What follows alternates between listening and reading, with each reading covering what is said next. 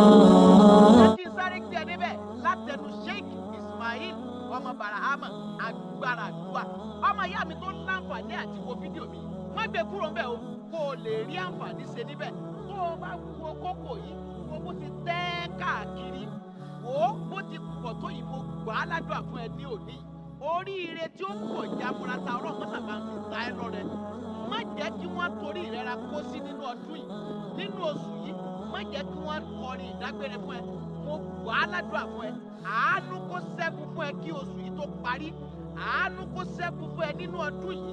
àánú kó ṣẹ́kù fún ẹ nínú oṣù yìí nínú ìgbà yìí kí àánú kó ṣẹ́kù fún ẹ wọ́n gbà á ládùúgbà fún ẹ màláìka kú tó ń rìn káàkiri màláìka kú tó ń rìn káàkiri tó ń jíṣẹ́ fáwọn tó bá fẹ́ pa kò ní jíṣẹ́ fún ẹ nínú ọdún yìí kò ní jíṣẹ́ fún ọmọ rẹ kò ní jíṣẹ́ fún aya rẹ èyí sì ní láì tàhálà mo fi ọlọ́run fún ẹ o ò ní fojú sunkún ọmọ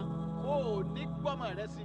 wọn à ní bí ọ pé mo ní ká sin sàárè ọmọ rẹ sí wọn à ní bí ọ pé mo ní ká sin ọmọ rẹ sí èyí sì ní láì tàhálà wọn náà bá sálábà pàdé fídíò yìí ṣe àmì kó o dẹ̀ ṣí ẹ rẹ Masha Allah